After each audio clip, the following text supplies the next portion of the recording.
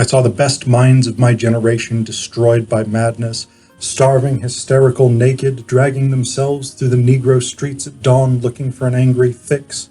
Angel-headed hipsters burning for the ancient heavenly connection to the starry dynamo in the machinery of night, who poverty and tatters and hollow-eyed and high sat up smoking in the supernatural darkness of cold water flats, floating across the tops of cities contemplating jazz. Those are the famous opening lines to Allen Ginsberg's poem, Howl. Hello, in this video we're going to talk about both the poem and the book, Howl, by Allen Ginsberg, which I actually think the poem, Howl, is one of the most important poems of the 20th century. It is a defining text for the Beat generation in the same kind of way that T.S. Eliot's The Wasteland is a defining poem for the high modernists. It reflects their anxieties, their style, their ideas, the concerns that they were facing. It gives us insight into how they saw the world, etc., etc. And Howell does exactly the same thing for the Beats.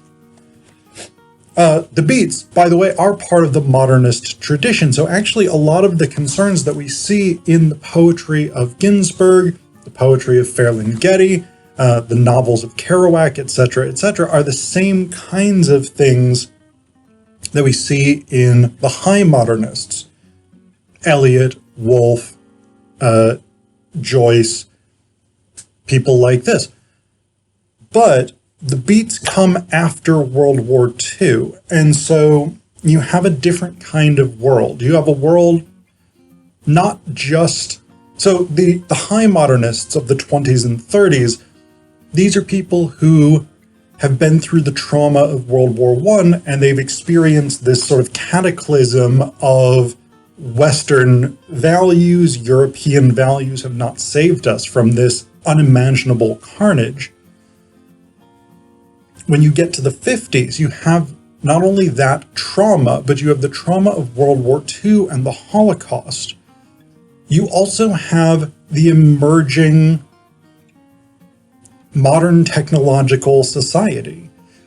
In the mid-50s, early 50s, especially in the US, you have increasing levels of social conformity, especially among the middle classes, the white middle classes.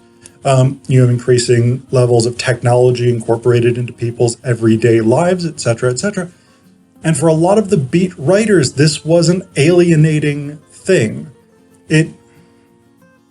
It seemed like civilization was in some way becoming less human.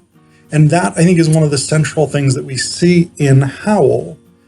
I mean, it's a long poem, so that's something worth noting. In this version, and this is, I think, the original, this isn't a first edition by any stretch of the imagination, but this is, I think, the original size and style that the poem was printed in.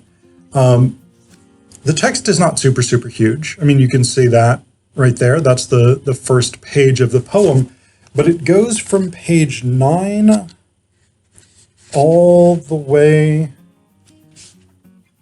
up to page 28. So, I mean, it's a lengthy poem. And actually the first 11 pages are basically one long sentence where Ginsberg describes the experiences of his generation through these poetic images. And again, like, if you take a look at the actual physical text, Ginsberg is a long lines guy. So the sound is very drawn out, very contemplative. And I mean, some of the lines are extraordinarily long. So this is one line, for instance. Peyote solidarities of halls, backyard, green tree, cemetery dawns, wine drunkenness over the rooftops, storefront burrows of tea-head joyride, neon blinking traffic light, sun and moon and tree vibrations in the roaring winter dusks of Brooklyn, ash can rantings and kind king light of mind. So these are very long lines, and that's one of the things Ginsberg is famous for.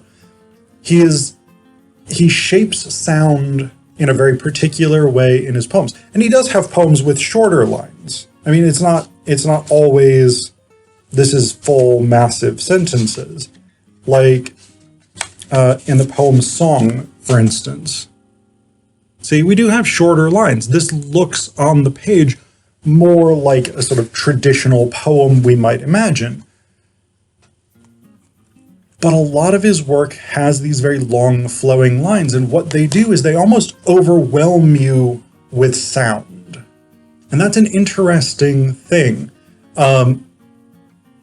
because thematically one of the big concerns of Howell, as well as a lot of the other poems in the collection, is this experience of being sort of overwhelmed and driven down by modern society. And I actually think at the end of section 1 and the beginning of section 2, we have a really fairly clear statement of that purpose. And to me, these lines, the last line of section 1 and the first line of section 2, this is almost a mission statement. Or not a mission statement so much, it's a summing up of the ethos of the beats. Again, I'd compare it to T.S. Eliot's The Wasteland, the famous line, "These fragments have I shored against my ruin," from the end of that poem. I think we have the same kind of thing here, an encapsulation of the ethos. So section 1 ends with the absolute heart of the poem of life butchered out of their own bodies, good to eat 1,000 years. And then section 2 begins, what sphinx of cement and aluminum bashed open their skulls and ate up their brains and imagination? So we have here this deep fundamental anxiety about modern life stifling creativity, stifling imagination, stifling life in this sort of abstract sense. And I think that's very, very central to the beats. That's a key anxiety that runs through a lot of beat literature, is like, in the modern world, and that of course means the modern world of the early to mid, even late 1950s, this sort of Leave It to Beaver type era. How do you be an artist? How do you be an individual? What does it mean to be free, etc., etc., in a society that's increasingly technological, increasingly mechanized, and increasingly leans into social conformity? And I think we see that again in a lot of these other poems.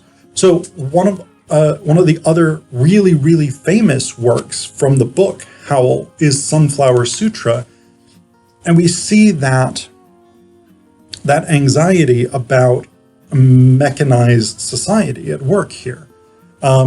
It's a little bit lengthy, but I'm going to read you the whole thing because I think it's worth it. But it's also worth noting, a sutra is a traditional element of Buddhist religion, of a number of East Asian religions. And so in much the same way that the high modernists, like Eliot, again, to keep coming back to it, adopted these elements of Buddhism, of Hinduism, of Taoism, whatever it is, the beats were very, very interested in Eastern mysticism as well. Eastern mysticism. These Asian philosophies, Asian religions, were something that, like many Western traditions that pick up on them, they didn't really understand in their original context, but that they found ways to make meaning for themselves.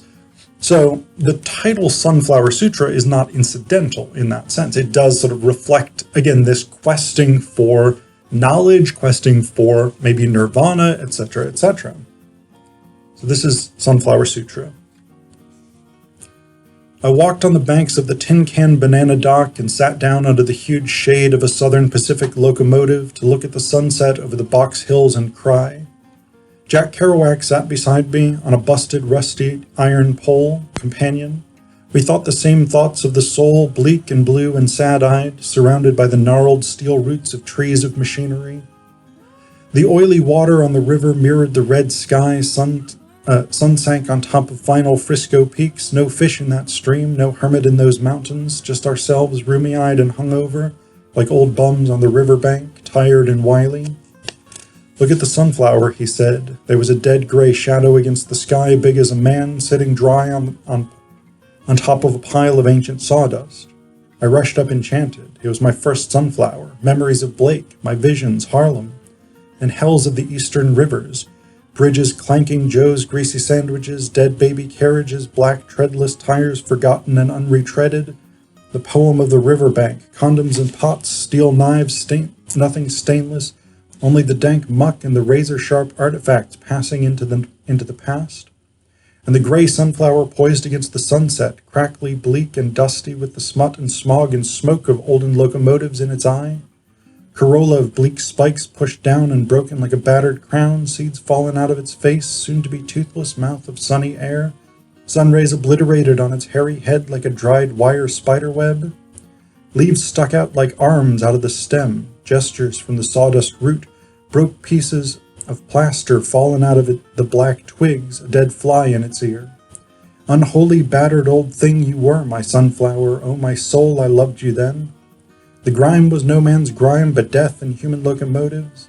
All that dress of dust, that veil of darkened railroad skin, that smog of cheek, that eyelid of black misery, that sooty hand or phallus or protuberance of artificial worse than dirt, industrial, modern, all that civilization spotting your crazy golden crown.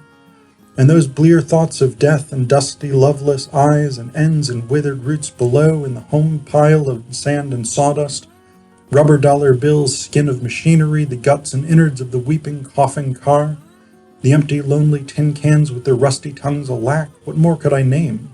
The smoked ashes of some cock cigar, the cunts of wheelbarrows and the milky breasts of cars, worn-out asses out of chairs and sphincters of dynamos, all these, entangled in your mummied roots, and you there standing before me in the sunset, all your glory in your form, a perfect beauty of a sunflower, a perfect, excellent, lovely sunflower existence, a sweet natural eye to the new hip moon, woke up alive and excited, grasping in the sunset shadow, sunrise, golden monthly breeze. How many flies buzzed around you, innocent of your grime, while you cursed the heavens of the railroad and your flower soul. Poor dead flower, when did you forget you were a flower? When did you look at your skin and decide you were an impotent, dirty old locomotive, the ghost of a locomotive, the specter and shade of a once powerful, mad American locomotive? You were never no locomotive, sunflower, you were a sunflower. And you, locomotive, you are a locomotive, forget me not. So I grabbed up the skeleton-thick sunflower and stuck it at my side like a scepter, and delivered my sermon to my soul and Jack's soul too, and anyone who will listen. We're not our skin of grime, we're not our dread, bleak, dusty, imageless locomotive. We're all beautiful golden sunflowers inside. We're blessed by our own seed and golden, hairy, naked accomplishment bodies, growing into mad, black, formal sunflowers in the sunset, spied on by our eyes under the shadow of the mad locomotive, riverbank, sunset, Frisco, hilly, tin can, evening, sit-down vision. I think it's a brilliant poem. It's this great contrast, right? This basic but easily comprehensible imagery of the sunflower that grows up out of the grime and the grit and the dirt of this locomotive yard and forgets who it is, forgets that it's a sunflower, forgets that it's not a machine, that it's not a locomotive, that it's not dirt and grime and mechanized filth, etc., etc. And that becomes the symbol of the beats, in a way. I mean, not in the sense that, like, they were carrying banners with sunflowers and things like this, but within the poem, that becomes the symbol of the beat generation. That they grow up in this mechanized world of the 50s of increasing machinery. They grow up in this post-World War II era, this post-Holocaust era, and they forget. The danger is that they forget, right, what it means to be human, that they forget what it means to be these beautiful, creative, imaginative souls, and they become cogs, they become machinery, in a way. So this is one of the things. The other poem that I want to read you, again, it's a little bit long, but it's worth it. Now I'm gonna skip it. America is one of my absolute favorite poems. I do love it. I'm gonna skip it in the interest of time. It's well worth looking into. There are actually recordings of Ginsberg reading it himself. That's well worth checking out. But the last thing I do want to say about Howell is when this book was originally published, it was actually confiscated by the San Francisco police because it contains a lot of sexual references. It contains references to same-sex activity, male same-sex activity primarily. It contains a lot of references to genitals, etc., etc. And I'm using the very sort of polite terms. There's a lot of discussion of cocksucking in here. So in the 50s, the San Francisco police were pretty much like, nah, you can't sell that. So there was actually a big obscenity trial where Ginsberg was tried. Lawrence Ferlinghetti, who established and owned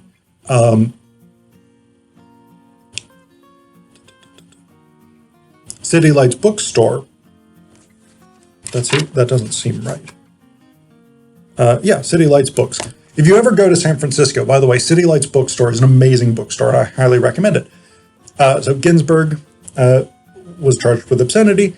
Lawrence Ferlinghetti, who City Lights Bookstore published Howl and was the main place that it was being sold. And actually, the clerk who worked at City Lights Bookstore was initially charged as well, but then they were like, he's Japanese. I think he was Japanese. He might have been Chinese, but I'm reasonably certain he was Japanese. They're like, he was Japanese. He can't read, so he didn't know what he was doing, so we're not even going to bother with him. But there was a big trial about Howell, an obscenity trial, and basically what it ended up being, I think, is the court sort of said, well, First Amendment, you can say this crazy stuff that we don't agree with in the context of art. And so that was actually a really important thing that helped put Howell on the map, because in much the same way that, like, when James Joyce's Ulysses was banned for obscenity, people were like, whoa, I've got to read this book. That sounds amazing. There's this big controversy. Now I'm going to go get myself a bootleg copy of it. And so because Howell was part of a well-publicized trial about obscenity, a lot of people wanted to read it. And so Ginsberg, again, became this sort of central figure of the Beat movement, both because of his genuine talent as a poet and his ability to reflect the anxieties of a particular generation, but also because he happened to have been the one whose book got confiscated and they tried to ban it for obscenity.